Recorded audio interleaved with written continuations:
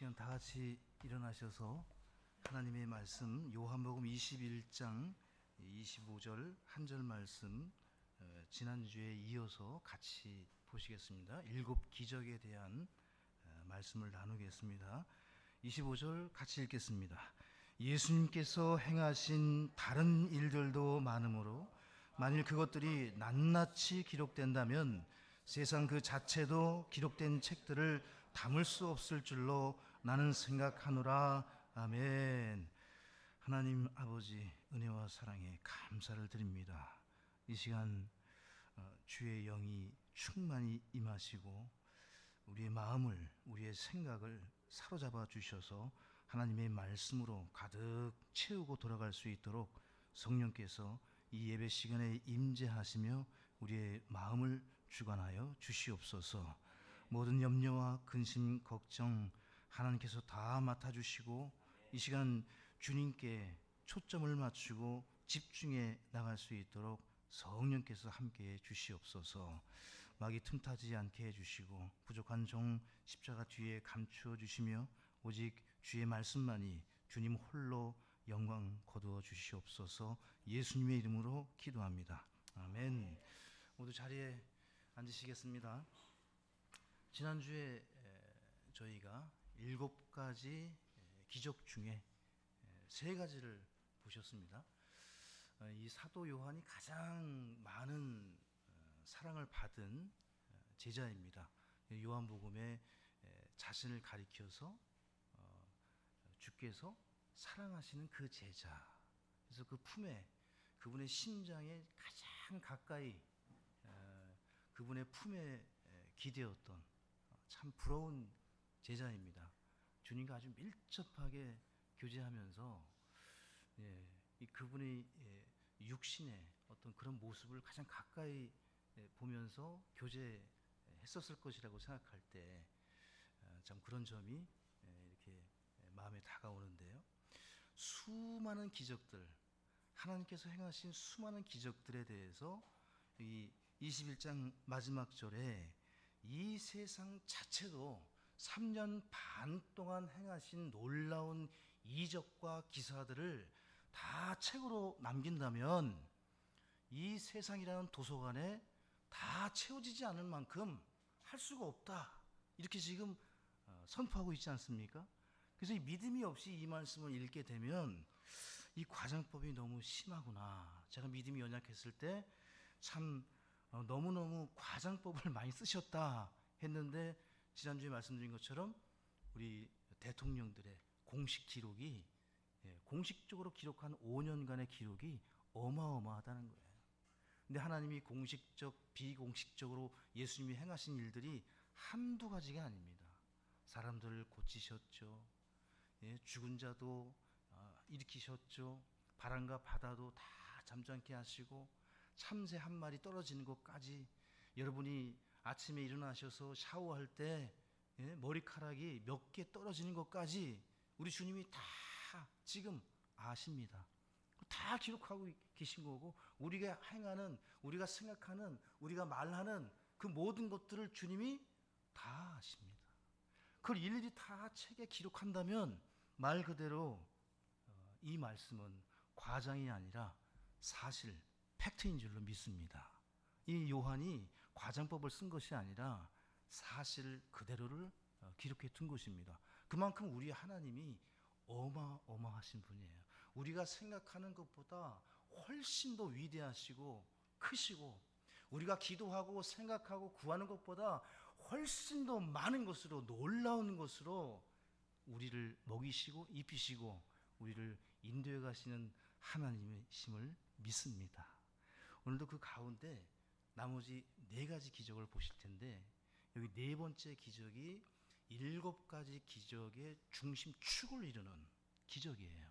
그래서 먼저 지난주에 보셨던 3가지는 그 기적을 통해서 물을 가나의 혼인잔치에서 포도주로 바꾸시면서 우리 주님께서 여러분과 저를 변화시키는 변화의 권능자, 그 변화의 주인이 누구냐?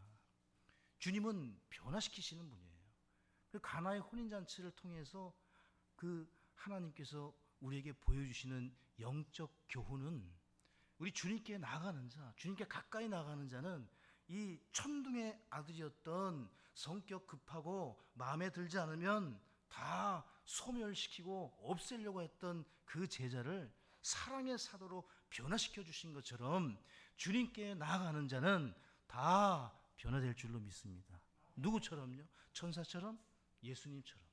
주님이 우리의 몸까지도 예수님의 형상으로 주님처럼 바꾸어 주신다고 약속을 하셨습니다.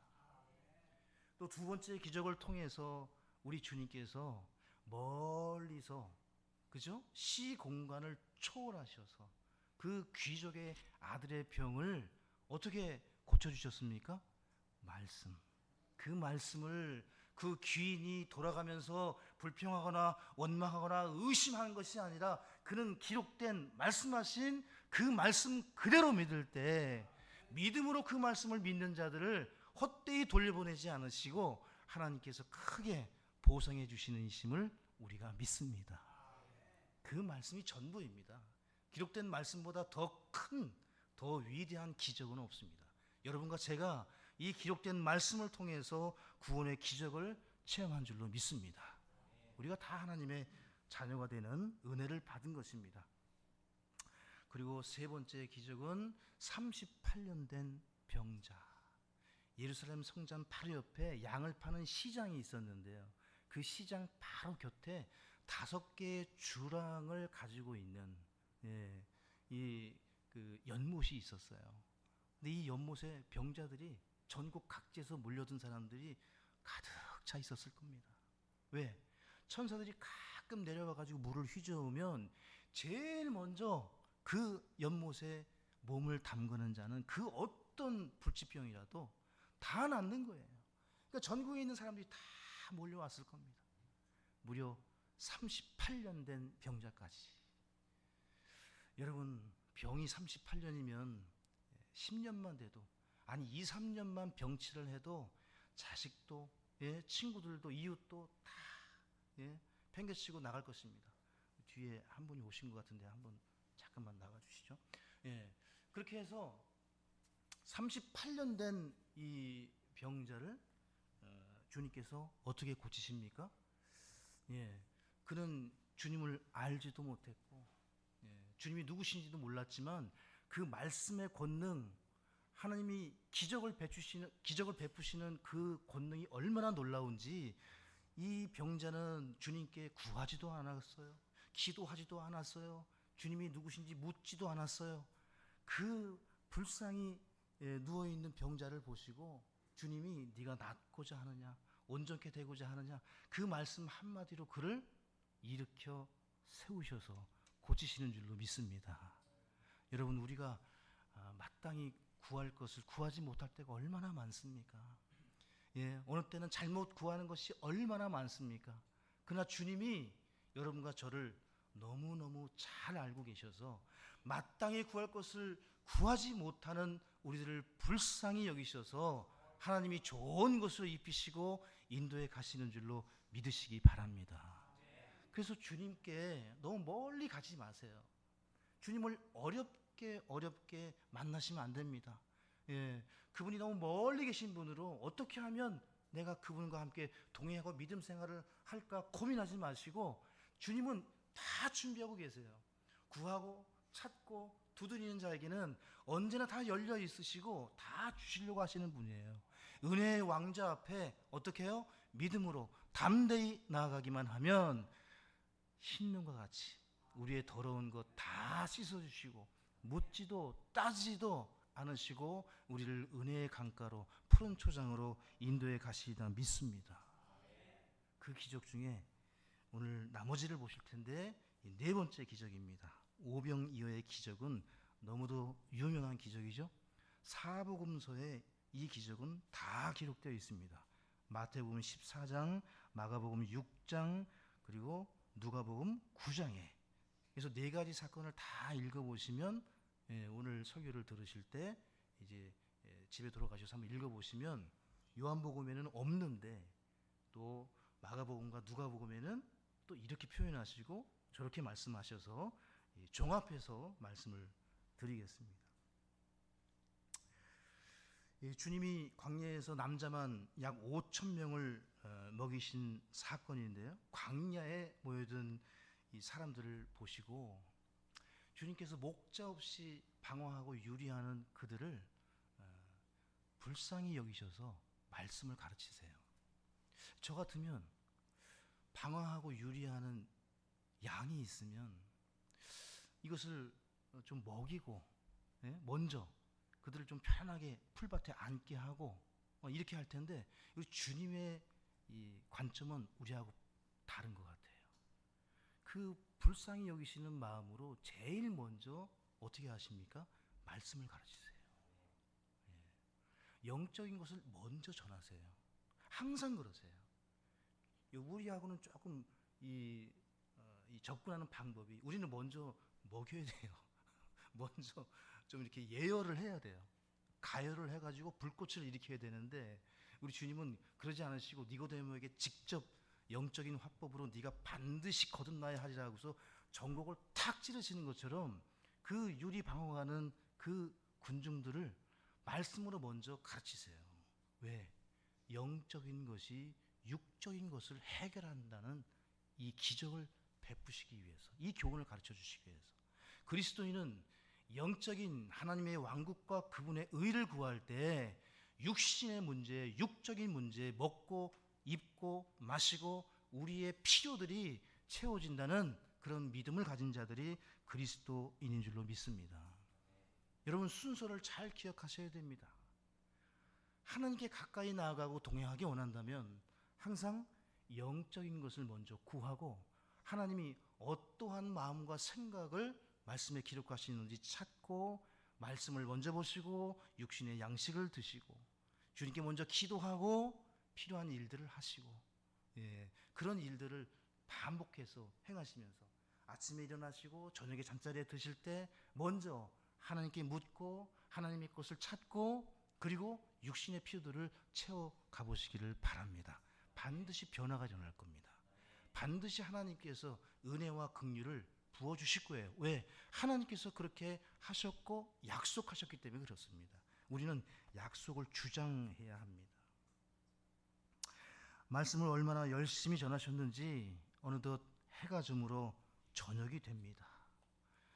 이때 주님께서 이들을 불쌍히 여기시는데 이 제자들이 무리들을 마을로 보내서 먹을 것을 구하도록 하자고 의견을 제시하시는데 주님께서 이때 제자들을 살피시면서 훈련하십니다. 너희가 먹을 것을 주라고요. 주님이 모르시고서 지금 이 제자들에게 말씀하시는 게 아니에요. 남자만 약 5천 명이면 최소 2만 명이에요. 유대인들은 산하 제한을 하지 않기 때문에 제가 볼 때는 훨씬 더 많은 인원이 지금 몰려드는 거예요. 한 거대한 무리가 몰려와서 그들을 주님께서 말씀을 가르치시고 이제 육신의 필요를 채워주시는데 놀라운 일이 벌어지는 거죠. 말씀을 공부하고 예배를 드린다고 해서 굶주리게 하시지 않는 거예요. 이 영적 원리를 잘 오늘 이해하시고 배워가셔야 됩니다. 성경을 열심히 공부한다고 해서 굶주리는 것이 아닙니다. 그리스도인이 믿는 자들이 예배를 열심히 드리고 온전히 드리고 하나님의 것을 추구한다고 해서 내가 굶주리는 게 아니에요. 하나님은 그렇게 하시지 않습니다. 그 말씀을 듣고 따라오는 자들을 불쌍히 여기시고 오병이어의 기적으로 우리의 필요들, 우리가 할 수 없다고 생각하고 믿음이 없어서 과연 이 시간에 주의 말씀만 들으면 예배를 드리면 전도를 하면 기도를 하면 내 필요들이 채워질까? 이 의심을 가진 그들에게 완벽하게 주님이 내가 생명의 빵이라는 사실, 하늘에서 내려온 빵으로서 이 빵을 먹고 믿는 자들은 영적인 문제뿐만 아니라 육신의 필요의 문제까지도 다 해결하신다는 가르침을 전하시는 겁니다. 그래서 사복음서에 기록해 놓으신 거예요. 전부 다. 너무너무 놀라운 기적입니다. 이 기적을 맛보고 유대인들이 그분을 유대인의 왕으로 세우려고 하시자 그분이 그 자리를 은밀하게 피해 나가시죠. 때가 이르지 않았기 때문에. 너희가 그들에게 먹을 것을 주어 먹게 하라고 마가복음 6장 37절에 말씀하셨습니다. 너희가 먹을 것을 주라. 제자들이 돈이 있었던 것도 아니고 또 그들이 설령 돈이 있다 할지라도 여러분 2만 명을 먹일 빵을 도대체 어디에서 구하겠습니까? 광야에서. 생각을 해보세요. 어디 큰 성읍으로 들어가서 200데나리온이 있었어요. 그 빵을 사러 갔는데 그 촌락에 2만 명을 먹일 빵이 있었겠습니까? 그러니까 주님이 묻는 질문은 어리석은 질문이 아니라 우리의 믿음을 테스트하시고 단련하시는 거예요. 너희가 하라고요. 너희는 이때 어떻게 하겠느냐? 불가능으로 보이고 안 되는 길이고 길이 없고 답이 없고 방법이 없는데 너희는 어떻게 하겠느냐고 그걸 물어보시는 거예요. 그래서 빌립이 뭐라고 합니까? 이 빌립은 제가 볼 때 전형적인 미쿡 제자예요. 정확하게 딱 계산해 보니까 200데나리온입니다. 한 데나리온이 한 사람이 하루 일하는 일용직 그 임금이에요. 그러니까 그 한 사람이 벌어서 이 한 사람이 한 데나리온을 벌면은 한 10명에서 20명은 이게 조금씩 나누어도 먹을 수 있을 거 아니에요. 다 계산해 보니까 한 이 정도는 필요하고 이것도 부족할 것입니다. 이렇게 말씀을 드리는 거예요. 아주 실제적이고 실용적인 제자이죠. 이때 안드레가 등장을 해서 베드로를 전도했던 안드레, 무조건 주님 앞에 다 데려오는 그런 제자예요. 우리 교회에 꼭 필요한 제자입니다. 제가 이런 걸 지금 본받아야 되는데. 그러니까 그냥 보기만 하면 데려오는 거예요. 찾고 찾다가 소원연의 도시락을 가져옵니다. 그게 오병이어예요. 이 성인의 한 끼 식사가 아니라 그 어린 소년이 먹을 수 있는 작은 생선 2마리하고 보리빵 5개를. 근데 이것을 가져와서 도대체 이 2만 명에게 이게 무슨 소용이 있겠습니까? 그죠? 우리가 그러하죠. 우리가 안드레와 같을 때가 많죠. 근데 주님이 그것을 받으시지 않습니까? 아무것도 아닌 것 같은 과부의 둘레돈을 받으십니다. 이 여인이 바리새인들이 철렁철렁하면서 헌금을 그 성전 궤에 넣었는데 그들보다 이 여인이 훨씬 더 많이 드렸다고 돼 있어요. 여러분 이게 무슨 일입니까? 하나님께 내가 가진 마음과 정성을 다해서 그 액수의 그 규모에 상관없이 하나님께 드려질 때 하나님이 받으시면 놀라운 기적이 일어난다는 사실입니다. 하나님께 드리십시오. 하나님께 마음을 다해서 드리십시오, 여러분. 하나님이 받으시면 오병이어요. 그 아무것도 아닌 것이 놀라운 기적을 일으키는 거예요. 하나님이 하시는 일이 그렇습니다. 연약한 자들이 주님 앞에 나아가 불쌍히 여겨달라고 외칠 때 주님이 도우십니다. 주님이 이것밖에 없습니다. 이것으로 어찌 해오리까 모르겠지만 먼저 주님께 드립니다. 과부는 그것을 드리고 나면 먹을 것이 없었어요. 근데 영적인 것을 주님께 드린 겁니다. 주님이 빌립을 아시고 안드레를 아시고 제자들을 아시고 무엇을 보고 계시는 거죠? 그들의 믿음을 보시는 겁니다. 여러분, 작은 믿음, 겨자씨 하나만한 믿음이 산을 옮깁니다. 하나님은 그러하신 분이에요. 그 믿음을 보시는 겁니다. 우리의 믿음을 보시고 구원하시고 우리의 믿음을 보시고 풍성한 것으로 넘치게 부어주시는 우리 주 예수님을 찬양합니다. 제자들에겐 길이 없습니다. 능력도 없습니다.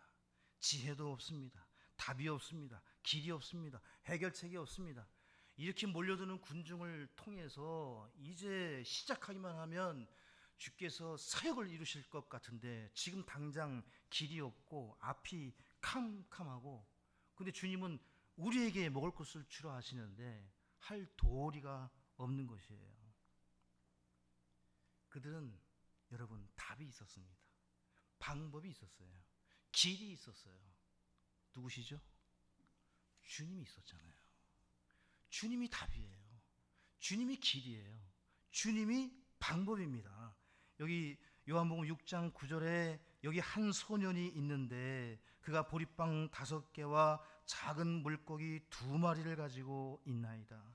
그러나 그것들이 이렇게 많은 사람들 가운데서 무슨 소용이 있겠나이까 하니, 우리는 늘 주님께 이러한 기도를 드립니다. 이것이 도대체 주님 얼마나 도움이 되겠습니까? 저 한 사람쯤이야. 제가 교회를 위해서, 주의 영광을 위해서 그 작은 것 드려봐야 무슨 소용이 있겠습니까? 여러분, 그렇지 않습니다. 거기에서부터 주의 역사가 일어나고 주님은 그렇게 일하시는 분이에요. 바리새인들이 드린 그 엄청난 것으로 하시는 게 아니라 믿음이 담긴 두 동전이, 믿음으로 드린 오병이어가 하나님의 놀라운 기적을 불러오는 줄로 믿으시기 바랍니다. 여러분, 교회 오실 때 믿음의 발걸음으로 오시고 믿음으로 그 말씀을 합하시고, 그 말씀에 믿음이 없이 합하지 않으면, 그 말씀을 믿음으로 듣지 않으면 아무 소용이 없습니다. 하나님의 말씀을 듣고 그냥 흘려가는 것이지, 말씀을 듣고 아멘, 그렇습니다, 맞습니다, 그렇게 될 것입니다, 여러분이 마음속에서 아멘으로 여러분의 마음을 섞을 때 그 말씀이 역사하는 것입니다. 주님의 손에 들리면 못할 것이 없으신 거예요. 그보다 더 작은 것을 드렸다 할지라도 주님이 그들을 다 먹이고도 12광주리를 남기셨을 겁니다. 그 5,000명을 누가 섬겼습니까? 제자들이 엄청나게 바빴을 거예요. 정신없이. 그래서 저는 어린 소년에게는 5광주리 남길 때 주셨을 것 같고 12광주리는 12제자에게 주셨을 것 같습니다. 그래, 수고했다. 한 광주씩 가지고 돌아가서 가족들과 쉬거라. 아마 그러지 않으셨을까. 그러니까 주님의 일을 하는 자들은 그냥 빈손으로 돌려보내지 않으시고 주님이 뭐라도 다 챙겨서 여러분과 저에게 주실 줄로 믿습니다. 이 기적의 영적 의미는 요한복음 6장 35절에 잘 나와 있습니다. 이 말씀의 성취가 이 기적입니다. 같이 읽어보실까요? 예수님께서 그들에게 이르시되 내가 생명의 빵이니 내게 오는 자는 결코 줄이지 아니할 것이요 나를 믿는 자는 결코 목마르지 아니하리라. 여기 결코 줄이지 아니하고 결코 목마르지 않는 게 여러분과 저의 풍성한 삶이에요. 그날 소년과 같은 도시락도 없이 광야로 나아간 그 수많은 사람들 중에 단 한 사람도 굶주리거나 목마른 사람이 없었습니다. 이 말씀 그대로 다 성취가 되었고 지금 이 시간에도 하나님께 믿음으로 나아가는 자는 결코 굶주리게 하거나 목마르지 않게 하실 줄로 믿습니다. 그분의 약속이고 그분의 말씀입니다.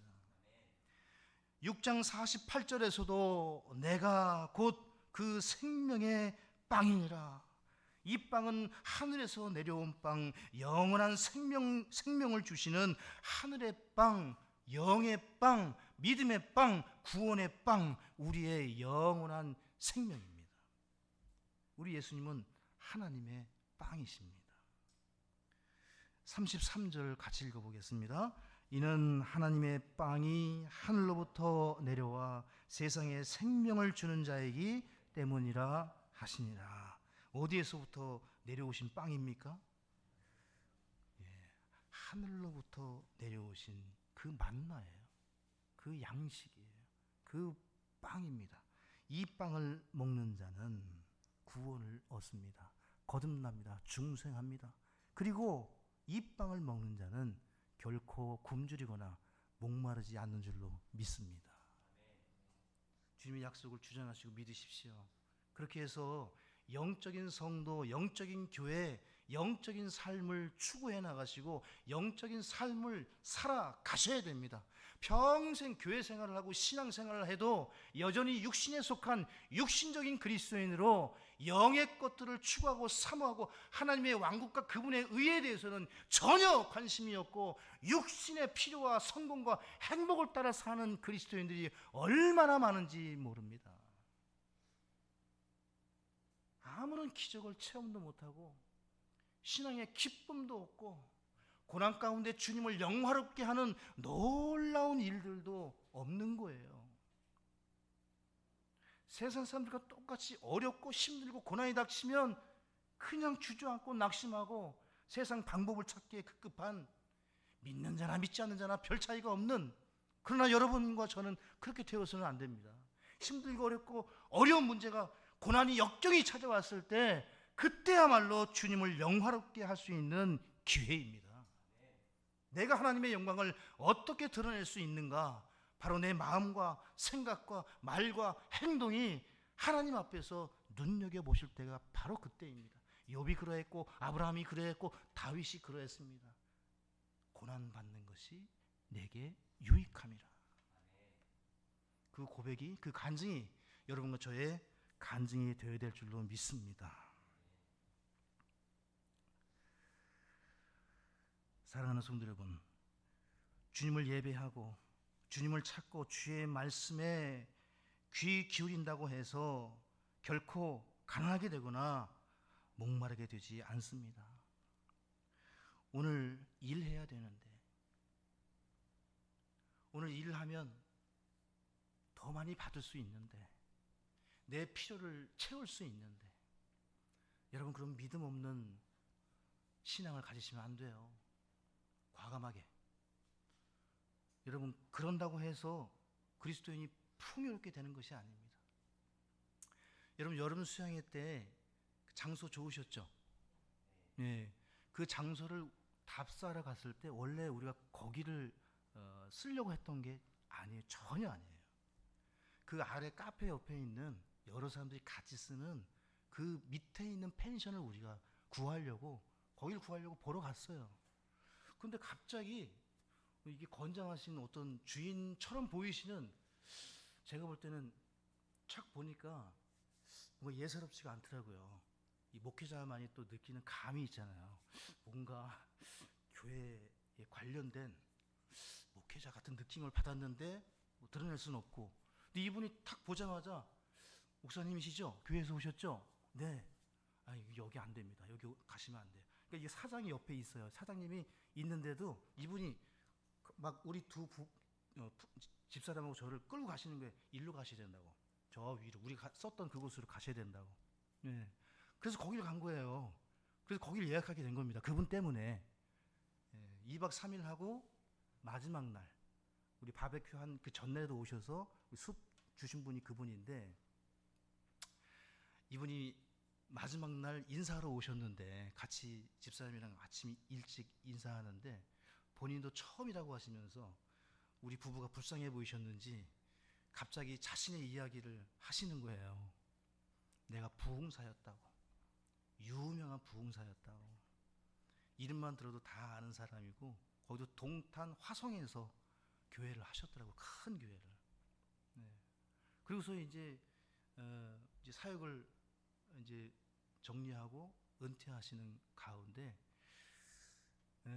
이 개척교회에서 여기까지 오고 이런 일들을 통해서 교회를 하시느라 힘드시죠. 그러시면서 이런 일들도 필요하지만 본인이 이제 끝나고 나서 지금 일을 하시는 거예요. 거기서. 근데 목회할 때보다 돈을 많이 버신대요. 더. 그런데 저에게 하시는 말씀이 나처럼 하면 안 된다고.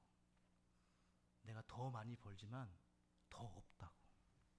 그때 교회에서는 더 없었는데 더 많았다고. 무슨 말씀인지 아시겠죠? 깜짝 놀랐습니다. 저희 둘이 그냥 조용히 듣고만 있었는데 저보고 강단을 놓치지 마라. 아무것도 없어야 한다. 강단에서 성경 붙들고 기도하고, 기도도 못하겠거든 기도하는 흉내만 내려요. 성경 못 읽겠거든 책장만 넘기래요. 그리고 교회를 떠나지 말라는 거예요. 성도들을 떠나지 말라는 거예요. 거기 있으라는 거예요. 그냥 어려워도. 그러면 주님이 불쌍히 여기실 거라고. 그래서 뭐 없다 부족하다 하지 말고 거기가 더 많은 거라고. 그래서 제가 망치로 한 대 맞은 것처럼 왜냐면 항상 생각했거든. 왜 이렇게 부족하게 주시지? 딱 필요만큼만 주시지? 근데 저의 생각이었고 주님은 많이 주시는 거예요. 저에게 보니까. 우리 누가복음 22장 35절을 다 같이 보겠습니다. 누가복음 22장 35절입니다. 찾으신 분들 같이 읽겠습니다. 또 그들에게 이르시되 내가 너희를 돈주머니와 짐보따리와 신도 없이 보냈을 때 너희에게 무슨 부족한 것이 있었느냐 하시니 그들이 이르되 없었나이다 하매. 놀라운 말씀입니다. 정말 회개하는 말씀이었습니다. 찾으면서 주님이 제자들을 전도하게 하시면서 보내실 때 뭐 주신 게 아무것도 없어요. 돈주머니를 챙겨주신 것도 아니고 뭐 지금처럼 신용카드 하나 탁 주신 것도 아니고 어떻게 보내셨습니까? 거지로 보내셨어요. 빈손으로 보내셨다니까요. 아무것도 거지처럼 보내신 게 아니라 거지로 보냈습니다. 주의 사역을. 그런데 이 말씀을 통해 보니까 나는 거지는 아니구나. 주신 게 있구나. 제자들은 진짜 아무것도 안 주셨어요. 근데 제자들에게 너희가 부족한 것이 있었느냐? 없다는 거예요. 성도 여러분, 우리 주님이 어떠한 분이십니까? 이러한 분이세요.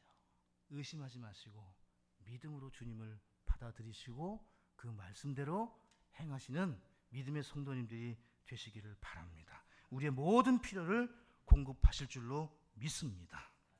다섯 번째 기적입니다. 요한복음 6장 16절부터 보시면 예수님께서 물 위를 걸어오신, 그 바다 위를 걸어오신 사건입니다. 근데 이 6장을 보시게 되면 예수님은 산으로 가셨고 제자들은 바다로 갔습니다. 방향이 다릅니다. 예수님은 산으로 가셔서 밤에 기도를 하셨고 밤 사경쯤 제자들은 바다를 건너 가버나움으로 가려고 했습니다. 근데 문제가 생겼는데 어마어마하게 큰 바람이 불고 바다가 흔들리는 거예요. 출렁이는 겁니다. 이 바람이 역풍으로 불어와서 이 제자들이 가버나움으로 가기 위해서 역풍에 맞서서 밤새 노를 저었는데 이 말씀을 보게 되면 25 내지 30 스타디온쯤 갔다고 되어 있는데 이것이 약 3마일을 의미합니다. 3마일. 1마일이 1.6km니까 약 한 5km, 6km 되는 거죠. 5km 정도. 그러니까 10리에서 15리 사이 정도 간 거예요. 밤새 노를 저어가지고 이제 그 가버나움으로 이제 가려고 하는 거예요. 기적을 오병이어의 기적을 행하시고 가는데 이 갈릴리 호수의 이 크기가 이 위아래로 길이가 13.5마일, 그 너비가 8마일이에요. 이 폭이. 근데 지금 제자들이 3마일을 간 겁니다. 딱 중간에 있는 거예요. 지금 갈릴리 호수 중간에 탁 막혀 있는 거예요. 딱. 아니 주님 믿고 그분의 왕국과 의를 구하면 다 먹이시고 입히시고 필요를 채우신다고 해서 열심히 주님 따라서 제자들이, 헌신된 제자들이 배를 타고 주님께 가려고 다음 사역지를 위해서 들어갔는데 이게 풍성한 초장이 있는 게 아니라 무시무시한 폭풍과 태풍이 치는 거예요. 역경과 모순과 아이러니가 출렁이는 겁니다. 구원받고 신앙생활을 하는데 왜 이리 역설적인 일들이 많이 일어나는지, 여러분 그 모든 것들을 쪼개고 부수는 그 방법이 있습니다. 오늘 이 기적은 그걸 가르쳐줘요. 믿음이에요. 믿음. 역설, 모순, 그 모든 것들을 깨부수는 하나님의 도구, 그 방법이 믿음입니다. 믿음이에요. 이 갈릴리 호수는 세상을 의미합니다. 구원받은 성도들은 세상의 빛과 소금이기에 주님이 산으로 보내지 않으시고 바다 한가운데, 이 세상 가운데로 우리를 보내십니다. 절들이란 절은 다 산으로 가지만 교회는 세상으로 갑니다. 여러분과 저는 숨거나 은둔하는 자들이 아니라 들어가서 소금과 빛의 역할을 감당하는 이 태풍 속에 들어가는 이 사람들이에요. 이 제자들이 여러분과 저예요. 그러니까 여러분 다른 생각하시면 안 돼요. 조용히 은퇴하고 나서 쉬고, 예? 노후 생활을 편하게 지내시겠다, 그런 거 없습니다, 성경에. 예. 은퇴한 뒤에도 또 영혼을 구령하고, 예, 역경과 어려움 속에 있는 사람들을 살피고 돕고, 그러한 분들이 되셔야 됩니다. 예, 저도 마찬가지고요. 예, 그 가운데 태풍 속에 평안을 주시는 것처럼, 내니 두려워하지 말라 하시는 것처럼 그 속에 무엇을 주십니까? 이 기적의 영적 의미는 태풍 속에, 역경 속에, 고난 가운데 있는 성도들에게 평안을 주신다는 거예요. 구원받은 성도들에게 믿음으로 태풍의 그 찻잔 속에 있는 성도들 하나님이 지키신다는 겁니다. 홀로 두지 아니하시고, 바람도 무섭고 폭풍도 무섭고 이 파도가 일렁이는 가운데, 여러분 생각해 보세요. 지금 제자들이 두렵고 떨리는 무서움 가운데 있는 거예요. 이 상황이 너무너무 무서운 거예요. 바람이 몰아치고 금방 죽을 것 같은데, 근데 거기에, 예? 영 같은, 예? 유령 같은 한 분이 물 위를 걸어오시는 거예요. 제자들이 주님이 얼마나 무서웠을까, 저는 그 생각해요. 아니, 정체불명의 무언가가 오는 거예요. 야, 이건 진짜 완전히 너무너무 무섭고 두려운 영화의 한 장면 같은데, 예, 보니까 주님이시거든요. 내니 두려워하지 말라. 베드로가 성격이 나타납니다. 주님이시면 저에게 물 위를 걷게 하소서. 물 위를 걸어오는데, 주님 바라보면 안 빠지는데 폭풍 보니까 넘어집니다. 맞습니까? 누구를 봐야 평안을 얻습니까? 주님이에요. 여러분, 우리 삶이 태풍이에요. 예. 이제 이 주일 예배 온전히 들으시고 내일부터 다시 폭풍 속으로 들어가시는 거예요. 예. 바다 한가운데로 들어가실 때 여러분 아무것도 염려하지 말고 오직 모든 일에 기도와 간구로 하나님께 감사함으로 아뢰라. 그리하면 무엇을 주십니까? 평안을 주신대요. 예. 우리의 생각을 초월하는 평안을 주실 겁니다. 그 평안을 가진 자는 그 누구도 어떻게 할 수가 없어요. 그 평안을 취하시고 그 평안을 체험하실 수 있어야 됩니다. 주님 오실 때까지 여러분과 저는 태풍 속에 바다 한가운데 이 세상에서 고난을 겪게 될 것입니다. 저는 고난이 없다, 주님 믿으면 만사 형통한다, 오중 축복, 일어나도 자도 다 큰 축복을 받는다고 거짓말하지 못하겠습니다. 아닙니다. 오히려 더 큰 핍박과 고난이 올 것입니다. 주님을 온전히 섬기고자 할 때 더 큰 어려움과 환난이 올 것입니다. 그러나 두려워하거나 무서워하지 마십시오. 주님이 내니 두려워하지 말라 하시고 그 배에 오르시자마자, 주님을 영접하자마자, 그분을 모셔드리자마자 그 배가 3마일밖에 못 간 배가 여기 말씀에 어떻게 되어 있습니까? 가버나움으로 즉시 공간 이동을 합니다. 순간 이동을 해요. 이게 여러분과 저의 삶이에요. 거기서 벗어나는 길은 주님을 바라보고 영접하는 거예요. 영이신 그분을 모셔드리십시오. 마음속에 그분을 믿으시고 생각하시고 그분을 영화롭게 하고 그분을 사모하면서 그분을 높이십시오. 그분을 모신 자들은 주님께서 시공간을 초월하여 우리가 가고자 하는 것, 그것으로 옮겨가실 줄로 믿습니다. 다 같이 시편 107편 다윗의 시를 통해 확인해 보겠습니다. 시편 107편 23절부터 따라오십시오. 제가 읽어가겠습니다. 23절부터 쭉 제가 읽겠습니다. 자, 이 갈릴리 사건하고 유사한 일들이 여기에도 기록이 되어 있는데요. 107편 23절에 배로 바다에 내려가는 자들과 큰 물들에서 사업을 하는 자들, 이들은 주께서 행하신 일들과 기쁨 속에 있는 그분의 이적들을 보나니 그분께서 명령하사 폭풍을 일으키시매. 여기 밑줄을 그으시죠. 제자들에게 보내신 폭풍은 누가 보내신 겁니까? 여러분과 저에게 주시는 고난과 역경은 누가 주시는 겁니까? 주님이세요. 그러니까 폭풍을 다스리시죠. 평안을 주실 수 있는 분이죠. 빌립에게, 안드레에게 제자들의 생각을 테스트하신 것처럼 우리의 믿음을 정련하고 단련하고 더 좋은 것을 주시기 위한 하나님의 기회입니다. 그래서 다윗은 고난을 통해 배우는 거예요. 그것이 자기 파도들을 높이 일으키는도다.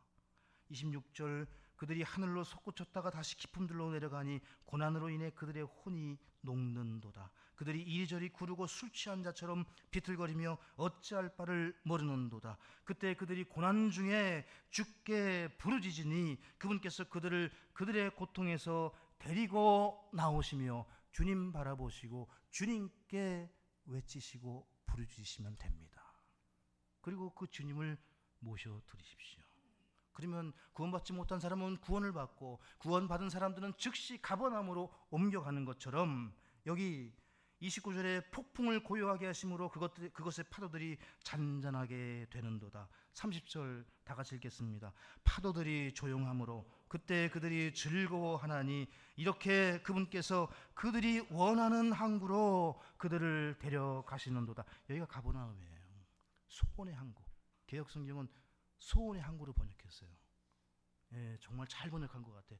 그 원하는 항구로 데려간다고요, 여러분. 믿으십니까? 즉시 곧바로 하나님이 그들이 필요로 하고 원하는 항구로 옮겨 가신 줄로 믿습니다. 그와 같은 일이 우리의 삶에 계속해서 일어나게 하실 줄로 믿습니다. 성도 여러분, 고난 가운데 주님을 영화롭게 하십시오. 주님이 주시고자 하는 복들을 여러분 던지지 마시고 뿌리치지 마시고 그 뒤에는, 고난 뒤에는 영광이, 십자가 뒤에 부활이 있는 것처럼 이 고난 뒤에는 변장된 축복, 하나님의 은혜가 있을 줄로 믿으시기 바랍니다.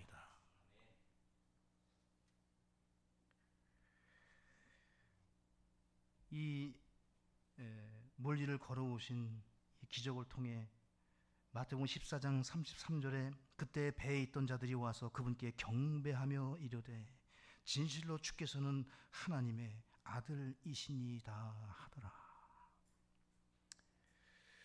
우리가 이 고난을 통해 우리는 어떠한 자로 주님 앞에 서게 되는 것입니까?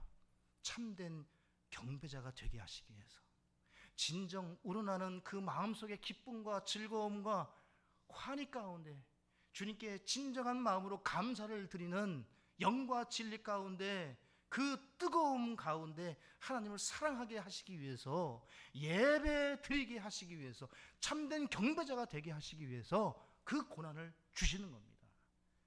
그러니까 그 고난을 감사하십시오. 그 고난을 주는 자를 위해서 기도하십시오. 여러분, 그를 위해서 미워하거나 아파하거나 그것을 그치는 것이 아니라 더불어 오히려 우리는 그를 위해서 기도하고 불쌍히 여기고, 오리를 가자 하면 십리를 가고 속옷을 달라 하면 겉옷을 주고, 그러한 마음이 되어야 될 줄로 믿습니다. 그것이 참된 경배 아닙니까?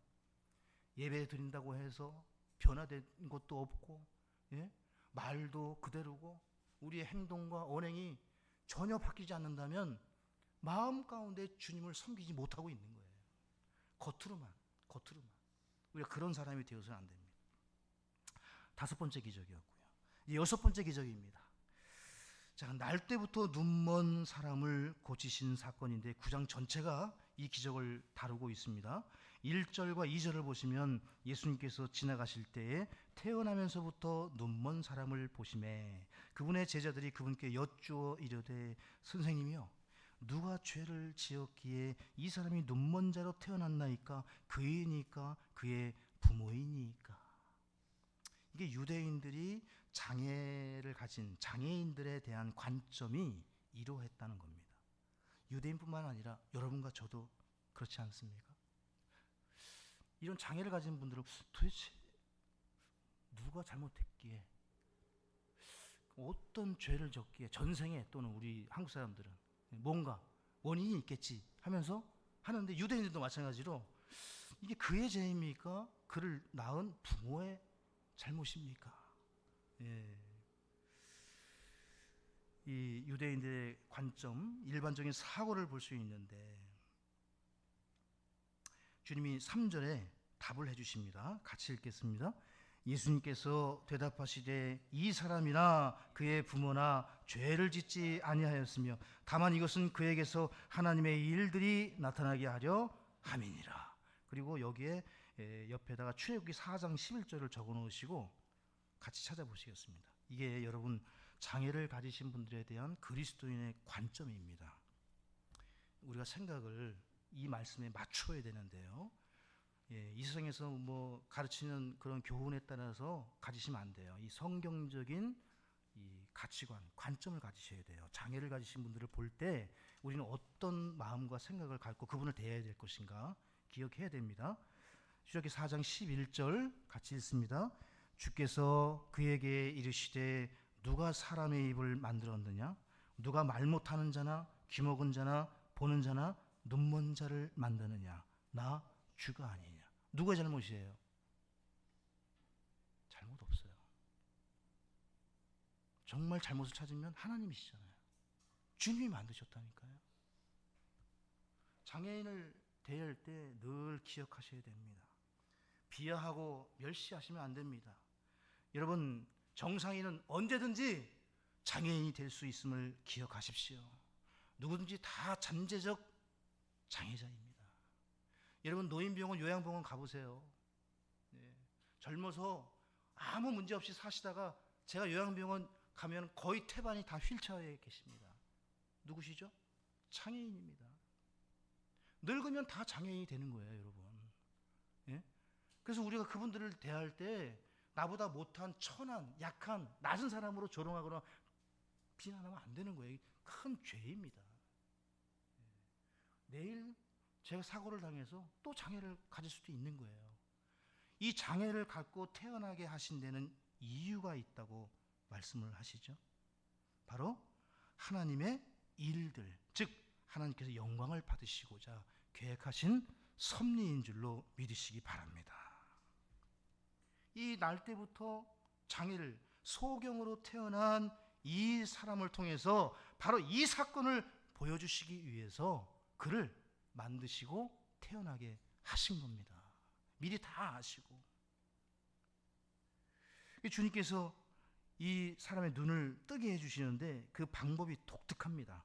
9장 6절에 보시게 되면 이렇게 말씀하신 뒤 그분께서 땅바닥에 침을 뱉고 침으로 진흙을 이겨 그 눈먼 사람의 눈에 진흙을 바르시며 그에게 이르시되 가서 실로암 못에 가서 씻으라 하셨는데 실로암은 번역하면 보내어졌다는 말이라. 그러므로 그가 자기 길로 가서 씻은 뒤 보면서 왔더라. 그 즉석에서 눈을 만들어 주셨어요. 우리 주님이 창조주이시라는 말씀이에요. 흙으로 아담을 만드시고 하와를 지으셨듯이 그 즉시 내가 창조자임을 이 눈먼 자, 날 때부터 소경된 자를 통해서 하나님이 위대하신 창조자라는 사실을 그들의 눈앞에서 공개적으로 보이신 거예요. 놀라운 기적입니다. 그분이 창조자이십니다. 이 눈에 진흙을 발라서 진흙이 굳을 거 아니에요. 그러니까 이 굳은 그 흙을 실로암 못에 가서 씻기만 하라. 그러니까 이 사람은 굳은 진흙을 씻으면서 본 거예요. 씻어내면서 눈이 생긴 거예요. 씻으면서 눈을 뜨면서 보면서 걸어 나왔어요. 정상적으로. 이 주님이 정말 놀랍지 않습니까? 네? 여러분, 날 때부터 그리고 38년 된 하나님의 은혜와 긍휼, 말씀의 권능이 여러분과 제가 생각하는 것처럼 작은 것이 아니라 우리가 겨자씨 하나일 만한 믿음, 그 믿음만 있다면, 이 말씀 그대로를 믿는 믿음만 있다면 오늘도 하나님께서 우리의 질병을 고치시고 영적 질병을 치유하시고 우리의 영육간 강건함을 허락해 주실 줄로 믿습니다.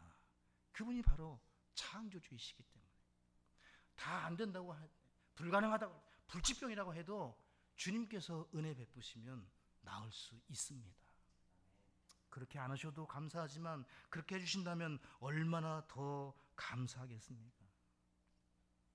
선천적으로든 후천적으로든 여러분이 겪는 고난과 그 장애와 어려움은 죄 때문이 아니라, 부모의 죄 때문이 아니라, 여기 주님께서 말씀하신 것처럼 주님의 영광과 주께서 자신의 일을 하고자 주신 것으로 그 어려움과 고난 가운데 장애를 겪는 분들을 볼 때 우리가 가져야 될 믿음의 생각이라고 믿습니다. 이 일을 통해서 주님이 어떤 영광을 드러내실 것인가.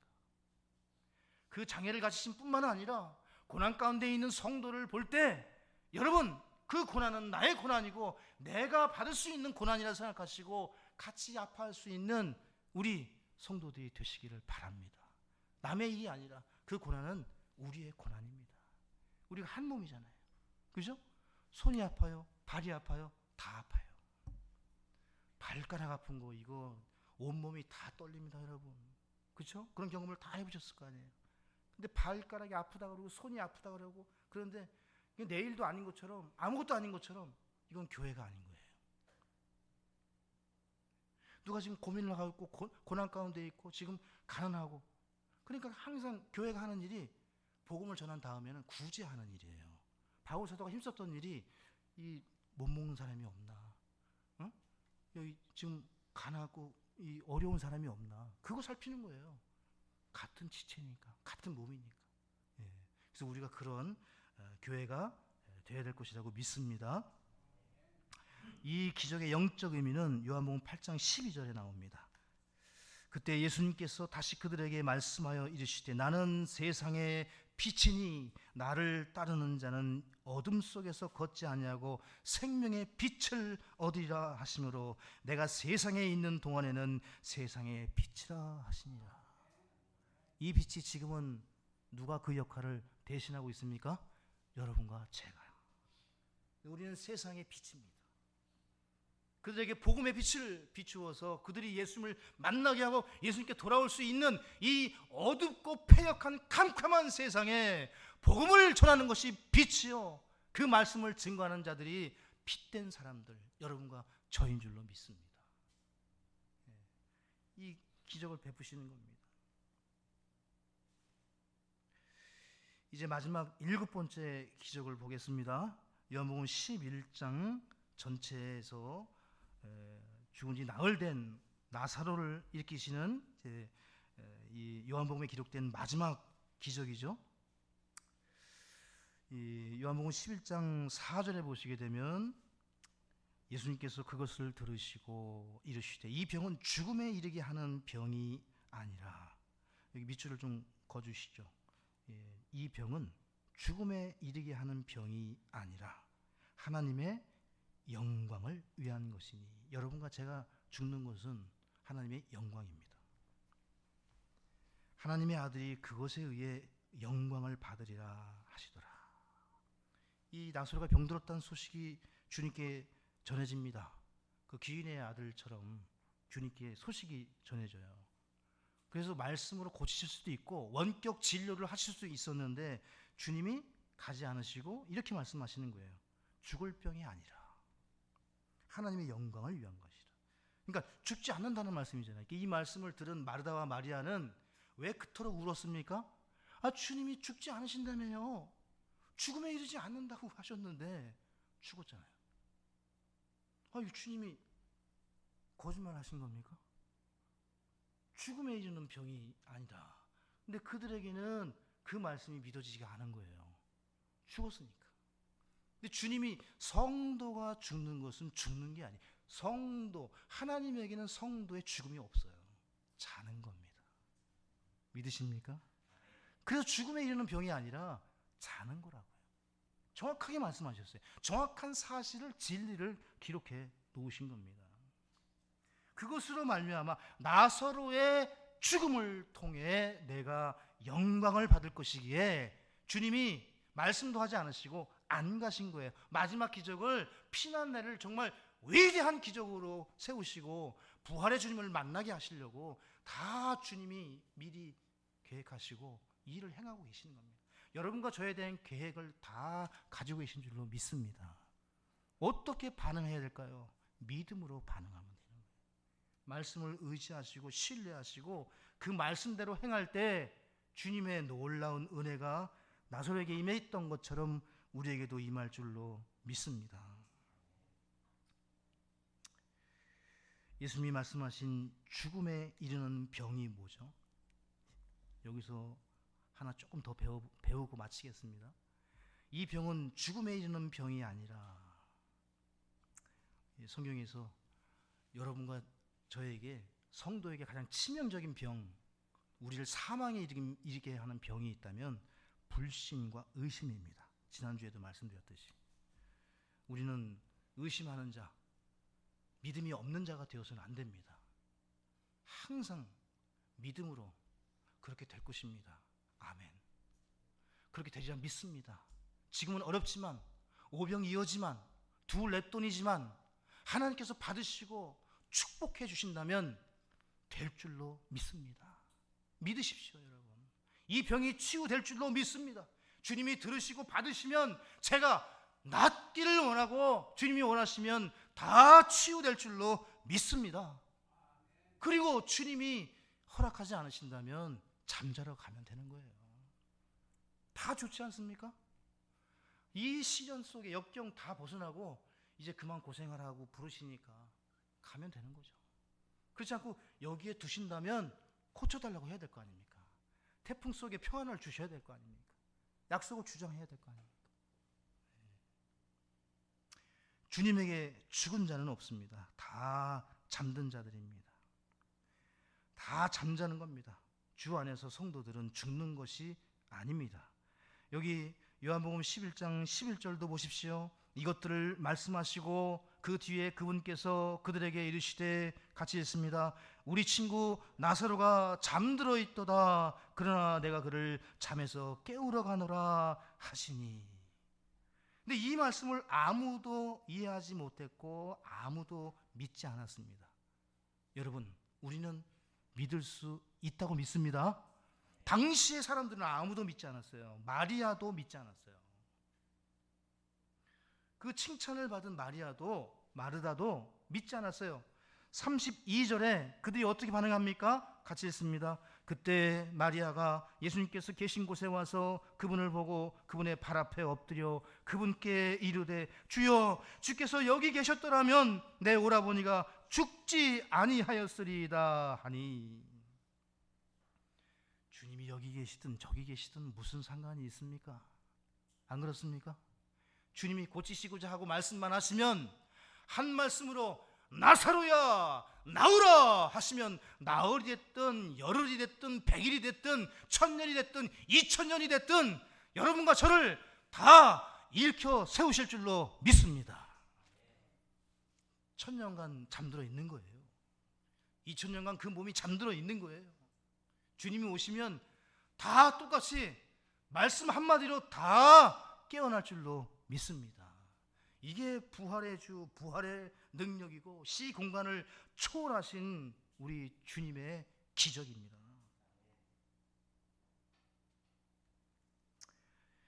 요한복음 11장 26절 읽고 말씀을 정리하겠습니다. 다 같이 요한복음 11장 26절 같이 읽습니다. 누구든지 살아서 나를 믿는 자는 결코 죽지 아니하리라. 이것을 네가 믿느냐 하시니, 여기에 밑줄을 그시고 별표를 3개를 해놓으시고, 이것을 네가 믿느냐. 믿음이에요. 오늘 이 기적, 7가지 기적을 다 들으셨습니다. 예. 이 모든 기적에 필요한 것이 무엇입니까? 오늘도 주님께서 여러분과 저에게 요구하시고 원하시고, 우리가 풍성한 삶, 놀라운 삶, 주님과 함께 동행하는 그 복된 삶을 사는 데 있어서 한 가지면 족합니다. 무엇입니까? 기록된 말씀을 믿으시기 바랍니다.